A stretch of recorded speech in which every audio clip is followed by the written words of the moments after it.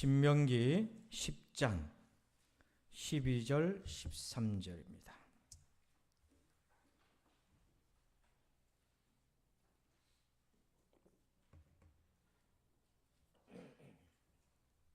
신명기 10장 12절 13절 두 절입니다. 우리 한 목소리로 같이 봉독하겠습니다. 시작. 이스라엘아, 내 하나님 여호와께서 내게 요구하시는 것이 무엇이냐? 그 내 하나님 여호와를 경외하여 그의 모든 도를 행하고 그를 사랑하며 마음을 다하고 뜻을 다하여 내 하나님 여호와를 섬기고 내가 오늘 내 행복을 위하여 내게 명하는 여호와의 명령과 규례를 지킬 것이 아니냐. 아멘. 할렐루야. 오늘 하나님의 요구라는 주제 마지막 네 번째 시간입니다. 제목을 같이 한번 읽어보실까요? 시작. 행복하시길 바랍니다. 여러분은 언제 가장 행복해 하셨습니까? 한번 기억에 남는 그 순간이 언제였습니까? 그때는 무슨 일로 그렇게 행복해 했습니까? 저도 작년에 참 좋은 일이 있었습니다. 그래서 원래 제가 표를 잘 안 내는데 혼자 화장실에서 그걸 보고 춤을 췄어요. 그래서 좋아했고 기뻐했습니다. 근데 이제 그 좋은 일도 얼마 지나지 않아서 근심이 따라 붙더라고요. 그리고 지금은 어떤가 보니까 그냥 사진 한 장을 보듯이 무덤덤해졌어요. 그때 마음은 아니에요. 무덤덤해졌어요. 근데 여기에 여러분 행복해해도 걱정이 전혀 따라 붙지 않고 그저 추억의 사진 한 장이 아니라 계속해서 우리 마음 가운데 남아있는 그런 행복이 있습니다. 그렇게 행복해하는 사람이 있어요. 그 사람이 바로 다윗인데요. 사무엘하 6장 14절 한번 읽어봅시다. 시작. 다윗이 여호와 앞에서 힘을 다하여 춤을 추는데 그때 다윗이 배 에봇을 입었더라. 다윗이 하나님 앞에서 힘을 다해 춤을 췄어요. 얼마나 좋았으면 그렇겠어요. 얼마나 기뻐했으면 그렇겠어요. 근데 다윗이 이만큼 행복했던 적이 없어요. 다윗이 골리앗을 무너뜨렸을 때 혹은 전장에서 승리했을 때조차 그는 춤을 추지 않았습니다. 그가 춤을 췄던 이유는 여호와 앞에서 하나님 때문에 너무 기뻐서. 그래서 춤을 추고 행복해하고 기뻐했습니다. 다윗에게 가장 큰 행복의 요소는 바로 하나님이셨던 거죠. 여러분도 여러분의 행복의 가장 큰 요소가 하나님 되시기를 축복합니다. 다윗은 그런 행복을 알고 누렸어요. 그래서 오늘 우리 마지막 하나님이 요구라는 주제의 시간으로 하나님이 우리에게 요구하시는 것이 무엇인가? 자, 우리 화면을 보시고 한번 읽어봅시다. 시작. 이스라엘아, 내 하나님 여호와께서 내게 요구하시는 것이 무엇이냐? 내가 오늘 내 행복을 위하여 내게 명하는 여호와의 명령과 규례를 지킬 것이 아니냐. 아멘. 여러분 이렇게 되기를 축복합니다. 행복은요 선택이 아니고 명령인 거예요. 우리 신자들이 내가 행복하면 막 죄책감이 드는 분들이 있어요. 여러분 그러지 마시기 바랍니다. 여러분이 행복하는 것이 하나님의 뜻입니다. 그러면 우리 어떻게 그리고 우리가 행복한다는 것이 무엇인가? 어떻게 행복할 것인가? 세 가지 주님의 음성을 들어봅니다. 첫 번째는요. 1번 제목 읽어볼까요? 시작. 행복의 기준을 정하라. 자 13절에 보니까 행복이라는 단어가 나오죠. 여기서 행복이라는 단어는 히브리어로 토브라는 뜻인 단어인데 성경에 가장 먼저 이 토브라는 단어가 쓰여진 구절이 있어요. 그 창세기 1장에 하나님이 모든 천하 만물을 창조하시고 난 다음에 최종적으로 이렇게 말씀하셨어요. 창세기 1장 31절에 보니까 하나님이 지으신 그 모든 것을 보시니 보시기에 심히 뭐했어요? 저게 바로 행복이라는 단어랑 똑같은 히브리어 토브라고 쓰여져 있어요. 그러니까 하나님이 보시기에 심히 좋았다. 즉 우리의 행복은 뭐냐면 그 기준이 하나님이 보실 때 행복해야 되는 거예요. 이게 우리의 기준입니다. 이 기준이 잘못되면 나는 행복하다고 느끼지만 그게 불행으로 가는 길이 될 수 있어요. 그래서 오늘날 가장 많이 오염된 단어가 하나 있다면 행복이라는 단어입니다. 대부분 행복은요 비교 행복이에요. 남과 비교해서 다른 사람 눈에 보일 때에. 그래서 우리가 종종 이렇게 얘기하잖아요. 친구들이나 지인들이 야, 참 너 행복해 보인다. 우리가 SNS에 카톡이나 여러분 뭐 이렇게 페이스북이나 인스타그램이나 이런 데 여러분 좋은 사진 한 장씩 올리잖아요. 이렇게 올리면 그걸 보고 사람들이 지인들이 막 부러워하죠. 이렇게 행복이 많이 오염되어 있어요. 그래서 자크 라캉이라고 하는 철학자도 이런 얘기를 해요. 인간은 타인의 욕망을 욕망한다. 자, 이 말은 뭐냐면 내가 다른 사람이 잘 사는 것처럼 보이면 그걸 쳐다보면서 나도 그렇게 되고 싶은 욕망을 갖는다는 거예요. 이게 거짓 욕망이라는 거예요. 거짓 행복이라는 거예요. 그림에 보면 이영애 씨가 가방을 메고 가잖아요. 꼭 저 가방은 아니래도 누가 여러분 볼 때 참 이뻐 보이는 거예요. 옷도 그렇고 가방도 그렇고 이뻐 보여요. 그럼 부럽잖아요. 근데 어느 날 순간에 부러운 걸 넘어서서 나도 저렇게 되고 싶다라는 욕망을 가지게 되죠. 그래서 정말 순전하게 내가 원하는 욕망이 아니라 다른 사람과 비교해서 만들어진 그 욕망에 우리가 사로잡혀서 그걸 내가 얻으면 마치 행복해질 것처럼 착각을 한다는 거예요. 스피노자도 그런 얘기를 했습니다. 만약 누가 우리처럼 무언가를 사랑하고 욕망하고 증오한다면 바로 그 사실이 우리로 하여금 그것을 더 사랑하고 욕망하고 증오하게 한다.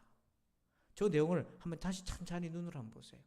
우리가 가까이 있는 누군가가 정말 뭔가를 사랑하고 혹은 뭔가를 원하고 혹은 뭔가를 싫어하면 나는 그거랑 상관이 없었는데 어느 날 그것이 내게로 와가지고 전이되어서 내가 그걸 욕망하고 나도 그걸 좋아해야 되고 나도 그걸 미워해야 되는 것처럼 된다는 거예요.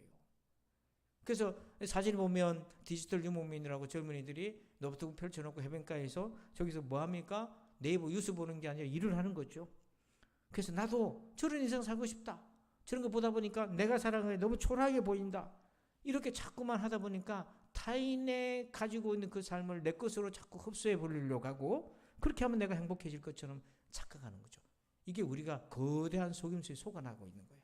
여러분 왜 이렇게 상업이 라이프 스타일이나 유명한 사람들 라이프 스타일이나 패션이나 이 액세서리 상업이 계속 잘 되는 이유가 뭡니까? 바로 그 사람이 가지고 있는 모습을 내가 욕망하기 때문에 속고 있기 때문에 우리가 그렇게 넘어가는 거죠. 그래서 성경에서요, 요 기준이 잘못돼 가지고 행복한 줄 알았는데 불행으로 떨어진 사람이 있어요. 바로 사울 왕입니다. 사울이 지금부터 볼 것이 하나님의 명령에 따라 아말렉 족속을 진멸하라고 그랬어요. 아말렉은 출애굽할 때에 르비딤이라는 광야에서 이스라엘을 막았었어요. 그때 모세가 산에 올라가서 아론과 홀이 붙들어주고 기도하고 여호수아가 전쟁했단 말이에요. 하나님이 그때 이스라엘의 출애굽의 길을 막은 것, 하나님의 길을 막은 아말렉을 심판하시는 전쟁을 사울에게 맡겼어요. 하나도 살려두지 말고 다 죽이라고 그랬어요. 근데 사울이 전쟁에서 이기긴 했는데 불순종했어요. 그리고 승리의 기쁨에 그가 한 것이 두 가지가 있어요. 사무엘상 15장 12절에 보니까 사무엘이 사울을 만나려고 아침에 일찍 일어났더니 어떤 사람이 사무엘에게 말하여 이르되 사울이 갈멜에 이르러 자기를 위하여 뭘 세워요? 기념비를 세우고 발길을 돌려 길갈로 내려갔다는지라. 사무엘이 사울을 만나러 갔더니 벌써 떠나고 없어. 근데 뭐만 남았냐? 기념비만 남아있어. 자기를 위해서. 그러니까 사울은 사람들이 자기를 볼 때 어떻게 보는가가 중요한 기준이 돼가지고 그 기념비를 세우면서 그 승리를 만족하고 기뻐했었죠. 또 30절에 하나님이 진노해가지고 사무엘을 보내서 책망을 했어요. 불순종에 대해서 하나님 책망하셨는데 그런 책망의 와중에도 사울이 보세요. 누구를 의식하는지. 사울이 이르되 내가 범죄하였을지라도 이제 청하옵나니 내 백성의 장로들 앞과 이스라엘 앞에서 나를 높이사.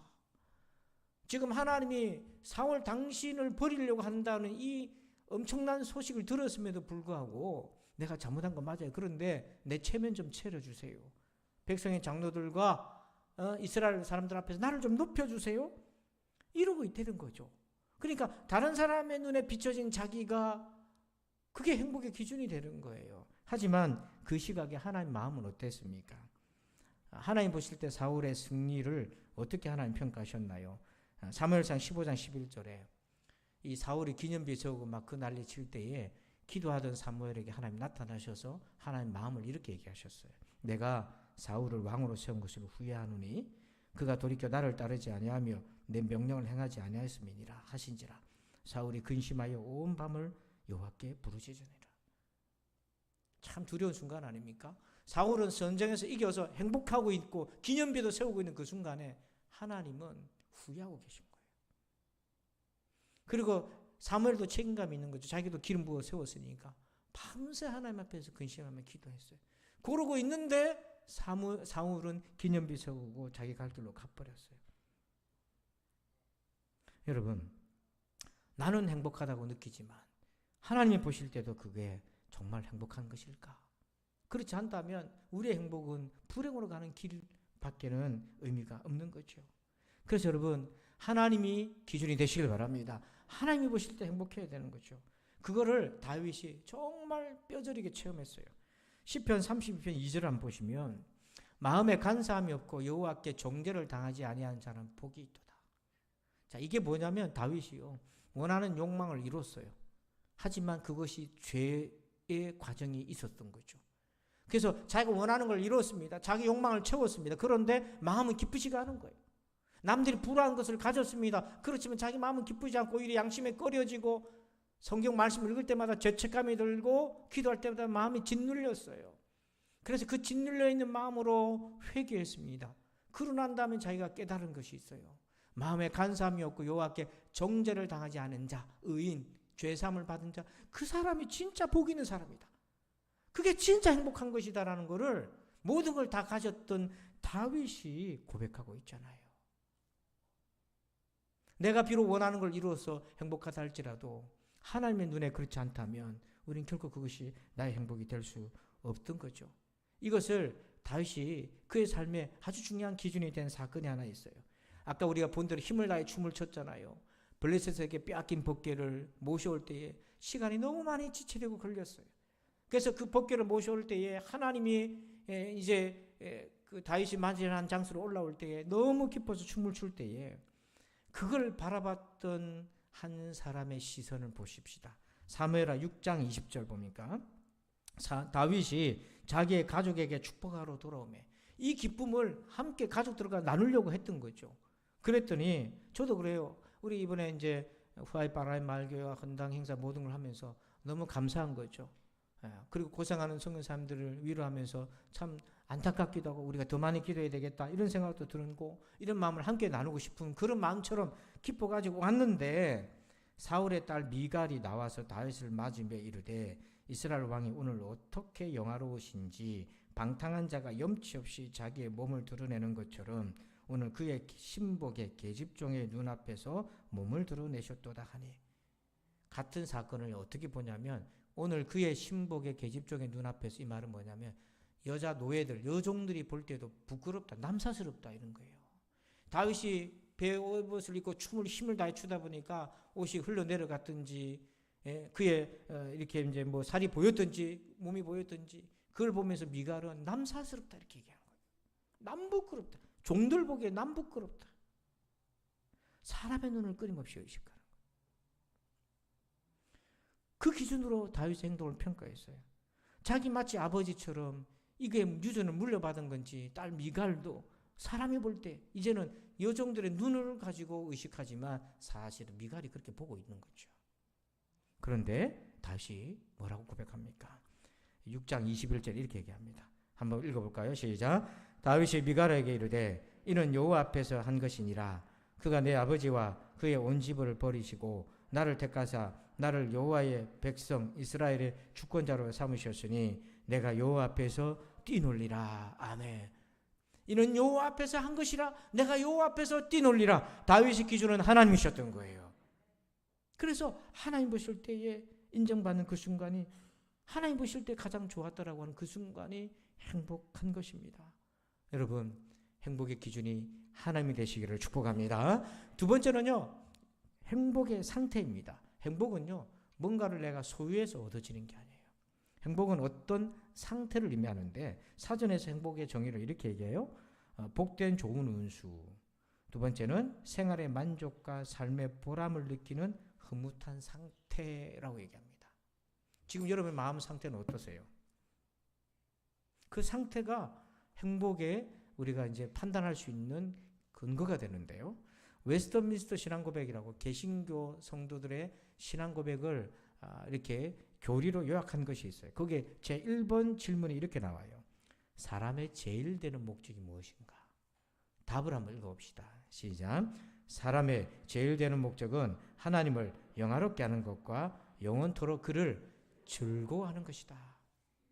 사람의 목적은요, 제1의 목적은 하나님을 영화롭게 하고 하나님을 영원토록 즐거워하는 거예요. 신앙생활은요, 하나님을 즐거워하는 것입니다. 이게 행복인 거예요. 그 즐거워하는 상태인 거예요.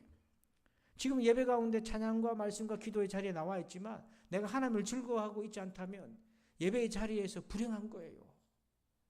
여러분 그렇게 되지 마시길 바랍니다. 예배의 자리에서 행복해 하시길 바랍니다. 이게 신자가 누려야 될 행복의 상태예요. 하박국서 3장 17절 18절에 보면 17절에 비록 무화과나무가 무성하지 못하며 포도나무에 열매가 없으며 감람나무에 소출이 없으며 밭에 먹을 것이 없으며 우리의 양이 없으며 외양간에 소가 없을지라도 우리가 예수 믿기 전에는요 17절의 행복만 알았어요. 그게 뭐냐면 소출이 많으면 행복해져요. 내가 하는 일이 잘 되고 돈도 잘 벌리고 건강하고 자식도 잘 되면 얼마나 행복합니까? 이게 저도 그래요. 예수 믿기 전에 17절의 행복을 알았어요. 우리 부모님들이 일하고 돌아와가지고 부모님끼리 막 웃고 얘기하면 오늘 장사가 잘 됐구나. 그럼 저도 편하게 자요. 근데 막 들으면서부터 다투고 말도 안 하고 오면은 오늘 장사 잘 안 됐나 보다. 그래도 잠이 와요. 내일 아침 학교 가야 되니까. 그러니까 자식들 마음에 자식들이 모르는 것 같지만 다 알아요. 그러고 보면 제 딸들도 다 아는 것 같아. 근데 교회를 다니면서 18절의 행복을 알게 됐다니까요. 나는 여호와로 말미암아 즐거워하며 나는 나의 구원의 하나님으로 말미암아 기뻐하리로다. 예수 믿기 전에는 소출로 말미암아 기뻐했는 인생이었는데 예수 믿고 나니까 여호와로 말미암아. 그런데 여기서 중요한 거는 하나님이 행복의 가장 중요한 요소가 되는 거를 17절 보세요. 소출이 없어요. 가장 힘들고 어려울 때에 하나님이 가장 큰 행복의 요소라는 걸 그때 알게 됐다는 거죠. 잘 팔리고 잘 나가고 잘 될 때가 아니라 안 될 때에 하나님이 제일 행복해 나의 중요한 요소구나. 내가 모든 걸 상실했을 때 가장 내게 중요한 분이 하나님이시구나라는 걸 그때 발견했다는 거예요. 여러분 17절의 일이 여러분에게 안 생기기를 바라지만 17절의 일이 생겼다 할지라도 오히려 여러분의 눈에 하나님으로 말미암아 즐거워하시기를 축원합니다. 이게 더 돋보이는 거예요. 그래서 하나님을 즐거워한다는 게 뭔가, 그런 상태가 뭔가, 그게 우리가 지금까지 살펴본 거예요. 12절 보면 세 단어로 얘기할 수 있어요. 하나님을 경외하는 것, 즉 하나님을 주인으로 고백하고 인정하고 두려워하는 것. 두 번째, 하나님을 사랑하는 것. 십자가에서 나를 위해 자기 아들 내어주신 하나님의 그 사랑을 받고 그 사랑이 충만해서 하나님을 사랑하고 있는 상태. 그리고 세 번째가 마음과 뜻을 다해서 하나님을 섬기고 예배하는 것. 여러분 이것이 행복한 상태예요. 어딜 가나 하나님을 경외하고 하나님을 기억하고 어딜 가나 하나님을 사랑하는 그 마음이 가득해져 있고 어딜 가나 마음과 힘을 다해서 섬기는 그 마음이요. 그 가서 헌당실 부르는데 찬양 부르는데 다 태국말로 찬양 부를 거 아닙니까? 그러면 이제 곡조가 우리나라에서 부른 거면 그 가사를 기억해서 부르겠는데 처음 부른 노래들 많이 불러요. 그리고 제가 처음에는 당황돼 가지고 제가 태국말을 모르니까 입으로 가만히 있었는데 내가 이럴 게 아니다. 방언으로도 찬송하는데 찬송해야지. 그래서 즉석에서 가사를 제가 지어가지고 그냥 저 혼자 불렀습니다. 즉석에서 작사해가지고 불렀어요. 그러니까 그냥 앉아서 입 다물고도 있지만 내가 최선을 다해 하나님 앞에 예배를 드리는데 근데 여러분 놀라운 건요. 그 아이들이 예수 안 믿던 아이들이거든요. 그 내려와서 여기서 먹고 공부하고 지내려면 신앙 교육을 받아야 되는데 처음에는 억지로 받은 거죠. 처음에는 억지로 받다가 이게요 찬송이 들어가고 말씀이 들어가기 시작하니까요 애들이 조금씩 은혜를 받기 시작해요. 그리고 산마을에서 어떤 일이 있냐면 소문이 나니까 우리 애도 거기 좀 보내주세요. 근데 이제 뭐 가겠다고 아무나 받는 게 아니잖아요. 심사하고 다 받는데. 근데 산마을에서 이런 일이 있답니다. 내가 불교 부처 믿었는데 내가 교회 나갈 테니까 우리 애들 좀 보내줘. 그래가지고 전도가 되는 거예요. 이미 티오가 다 찼는데 제가 어디 이동하고 있는데 막 전화 와가지고 막 그런 부탁을 하더라고요. 그러면서 성교사님이 그런 거예요. 너무 이쁘지 않냐고. 산마을에 전도하기 위해서 딸을 넣어달라니까. 그래서 또 기도해야지 뭐. 그러면 또 한 사람씩 후원받고 또 그 일을 채워가는데요. 어쨌든 이렇게 여호와를 경외하고 사랑하고 섬기고 있는 그 상태가 가장 행복해요. 여러분 성 어거스틴은요. 우리의 영혼을 이렇게 진단했어요. 우리의 영혼에 사랑의 질서가 깨어져 있다 지금. 덜 사랑해야 될 거를 더 사랑하고 있고 더 중요한 거를 덜 사랑하고 있는 질서가 깨졌다. 그러면서 이런 말을 합니다. 주님을 사랑하지 않는 이들에게는 주어지지 않고 주님 자신을 위해 주님을 사랑하는 이들에게만 주어지는 기쁨이 있습니다. 이것이 행복이며 그 외에는 없습니다. 다른 행복이 있다고 생각하는 이들은 다른 데서 기쁨을 찾으려 하지만 그것은 참 기쁨이 아닙니다. 여러분이 몰디브에 가서 모히또 한잔 하면 행복할 수 있겠죠. 예, 그렇게 하세요. 그렇게 하시는데 그 모든 것이 누구의 은혜다는 거예요. 그걸 놓치면 안 된다는 거예요. 사람들은 그거 없어요. 내가 노력해가 여기까지 왔으니까 자기가 뿌듯한 거예요. 근데 우리는 뭡니까? 어떤 순간 그런 순간이 오잖아요. 하나님의 은혜로 내가 여기까지 왔다. 겸손하게.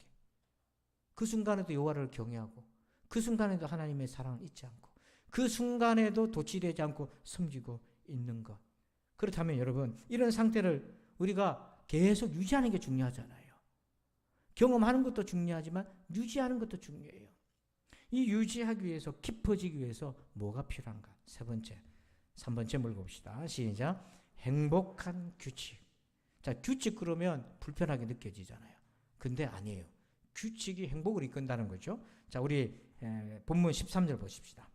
내가 오늘 네 행복을 위하여 내게 명하는 여호와의 명령과 규례를 지킬 것이 아니냐. 자, 여기를 거꾸로 읽어봅니다.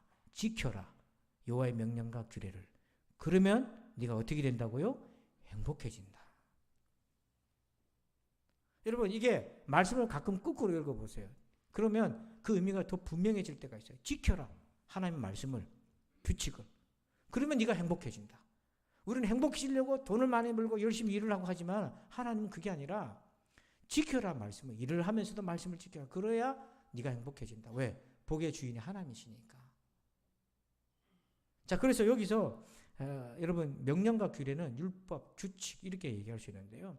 율법과 복음 우리가 막 이 두 단어가 신앙의 핵심인데 구약은 율법, 신약은 복음 이렇게 알고 있는데 사실은 신구약 전체가 율법과 복음인데 이게 개념이 잘 안 와닿을 수 있어요. 마틴 루터가 이렇게 명확하게 정리를 했어요. 율법이란 우리가 어떤 일을 해야 하는지 신자로서 우리가 무엇을 하고 무엇을 하지 말아야 하는지에 대한 하나님의 명령과 요구고 복음은 뭐냐면 하나님께서 우리를 위해서 어떤 일을 하셨는지가 복음이 되는 거예요. 그래서 하나님의 말씀은 율법과 복음을 동시에 담고 있어요. 그래서 하나님 우리를 위해서 어떤 걸 하셨는지 그걸 발견하면 그게 복음이 되는 거고 그리고 하나님 우리에게 요구하시는 것이 있어요. 그것은 우리가 지켜야 될 거예요. 근데 사실은 여기 계신 분들도 다 그렇겠지만 규칙 그러면 불편한 거죠. 예를 들면 중직자는 새벽기도 무조건 나와야 됩니다. 이것도 하나의 규칙이잖아요. 불편한 거 그때부터. 그래서 그것 때문에 안 하려고 하는 분도 있어요. 예를 들면 이번 올해 기간에 52조 성경 읽기로 했습니다. 자, 보증금도 내시오 했는데 지금 아무도 안 내.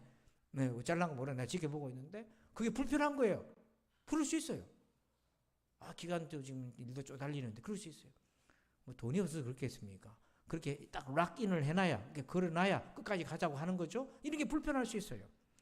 그런데 이건 뭐 아무것도 아닙니다. 이게 뭘 규칙이라고 얘기할 수 있어요. 기도하면 자기가 좋은 거지. 근데 성경은 더 많은 규칙이 있어요. 그 불편할 수 있죠. 근데 여기에 신비로운 게 하나 있어요. 규칙이라는 단어를 이렇게 제가 연구를 하다 보니까 어떤 의미가 있냐면 이런 뜻이 있더라고요. 포도나무 밭이 있는데 포도원이 있는데 포도원 줄기가 힘이 있어요, 없어요? 요즘은 힘이 있나 본데요. 지가 이렇게 뻗고 올라가면 힘이 있어요, 없어요? 줄기가 없어요. 그래서 뭘 합니까? 농부들이 격자를 이렇게 만들어 놔요. 그러면 포도원이 이제 포도가 뿌리에서부터 가지고 올라갈 때 그걸 따라 올라가잖아요. 그 따라 올라가도록 만드는 구조물 있잖아요. 그게 규칙의 어원입니다. 즉 우리에게 신앙생활할 때 규칙이 있으면 저런 격자가 있으면 자랄 때 지 마음대로 옆으로 가고 삐뚤어지는 게 아니라 그 규칙을 따라서 성장하게 돼 있단 말이에요. 만약에 여러분 포도원을 하는데 여러분이 저런 격자 무늬를 안 해놓고 그냥 알아서 그냥 심어놨다고 하면 포도가 다 죽지 어떻게 자랍니까? 지금 무슨 힘이 있다고. 그래서 그 규칙을 따라 올라가면서 가지를 뻗어서 맛있는 포도를 맺고 열매를 맺는 거예요. 그래서 저런 격자 구조물의 어원이 바로 율법, 규칙, 수칙이라는 것입니다. 그래서 저것이 있는 사람은 신앙이 성장해요. 저도 이렇게 보면 신앙이 성장하는 사람의 특징이 있는데 자기만의 규칙이 있어요. 주일은 반드시 지켜야 된다. 할 수 있으면 기도해야 된다. 말씀을 묵상해야 된다. 이런 규칙 있는 사람들은요. 믿음이 자라요. 그런데 이런 규칙 없이 그냥 되는 대로 신앙생활하면 씨는 뿌려졌는데 이게 자라질 않는 거예요. 자라도 엉뚱한 대로 자꾸 뻗쳐져요. 캐나다 인근에 사시는 어떤 분이 이런 얘기를 합니다. 바닷가에 있으니까요, 항해도 하고 하는데 사람이 할 수 없는 것이 뭐냐면 파도를 일으키고 바람을 불게 하는 거 인간이 할 수 없어요. 근데 자기가 할 수 있는 게 있더랍니다. 그게 뭐냐면 바람도 불지 않고 파도도 일지 않는 그런 답답한 순간에 자기가 할 수 있는 게 뭐냐면 그때 자기의 배에 들어가서 돛을 정리하고 키를 조정하고 배를 닦고 이렇게 언제든지 바람이 불면 나갈 수 있도록 준비해 놓는다는 거죠. 그렇게 준비되게 하는 것이 뭐냐면 규칙과 말씀을 지켜가는 생활이라는 거예요. 그게 되어 있는 사람은 하나님의 은혜가 임할 때에 그 은혜를 자기 걸로 받아서 성장하고 은혜를 누리지만 바람이 부는데 이제서야 돛을 닦고 준비하고 있으면 언제 항해를 나갑니까? 그래서 우리가 할 수 있는 게 이 규칙과 수칙이다. 그래서 신앙생활에 나름대로 규칙이 있어야 된다 하는 거죠. 이것이 사도들의 중요한 그 사역의 기준이 되었었어요. 자, 계시록 1장 9절 한번 볼까요? 사도 요한이 계시록을 쓰게 되는, 계시를 받게 되는 과정에 나 요한은 너의 형제요 예수의 환난과 나라와 참음에 동참하는 자라.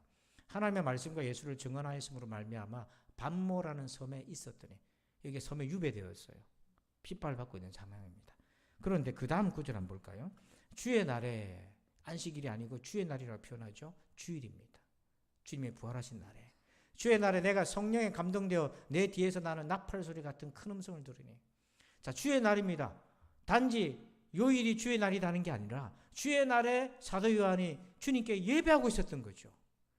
자기가 지켜야 될 신앙의 규칙을 지키고 있었어요. 감옥에 갇혀 있어도 어떤 환경이라도 주의를 지키면서 지키고 있을 때에 성령께서 임재하여 주셔서 그에게 계시를 펼쳐주시는 일이 그날 바로 생겼던 거죠.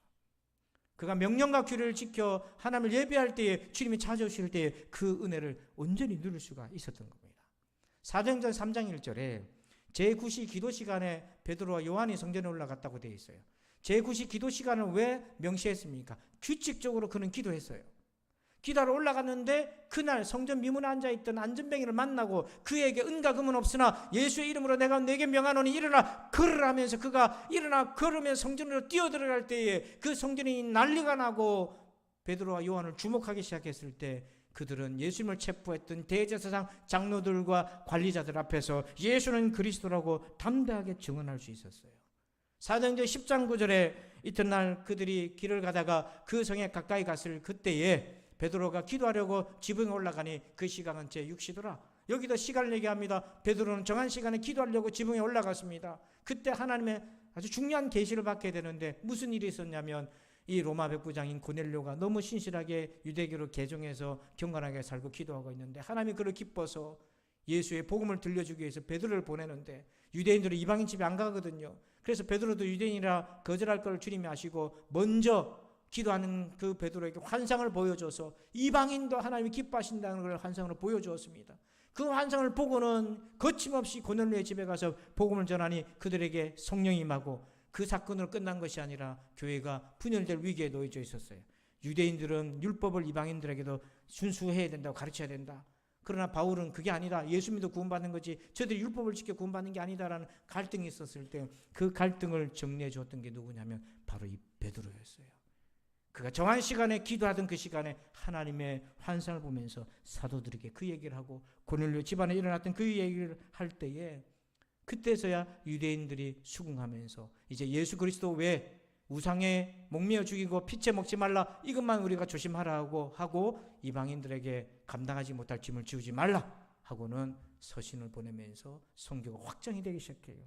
그리고 사도행전 16장 13절에 보면 안식일에 우리가 기도할 곳이 있을까요? 문밖 강가에 나가 거기 앉아서 모인 여자들에게 말하는데 바울과 실라가 안식일이 되어서 기도할 곳을 찾았습니다. 그도 규칙적으로 기도하는 거예요. 그래서 거기서 기도하는 장소를 찾다가 여자들 만났는데 거기서 누구를 만났냐면 바로 자주장사, 옷감장사 루디아를 만납니다. 그에게 예수님을 정언하고 그가 예수를 믿게 되고 그가 순순한 일꾼이 되어서 사도들의 후견인이 돼요. 이 모든 하나님의 예비한 역사가 언제 스파크처럼 불이 탔습니까? 이 제자들이 명령과 규례대로 규칙대로 믿음의 생활을 해나갈 때에 하나님 주신 은혜가 불이 붙기를 시작했던 거죠. 물론 우리가 의식하지 못하는 그 순간에도 하나님 우리를 찾아오실 수 있지만 우리가 행복을 위해서 하나님 우리에게 알려주신 건 뭐냐면 지켜라 명령과 규례를 그래야 네가 행복할 수 있다. 여러분, 신앙생활을 규칙 있고 질서 있게 여러분 그렇게 하셔야 됩니다.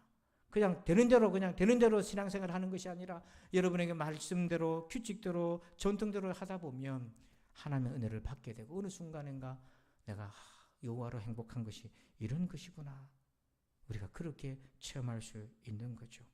우리가 하나님의 요구라는 주제로 지난 한 달간 은혜를 나눴습니다. 우리는 지금까지 하나님께 우리의 요구만 알려드렸어요.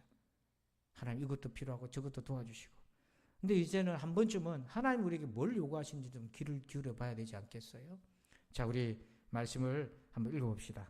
신명기 10장 12절과 13절을 여러분들만 천천히 한번 읽어주세요. 시작.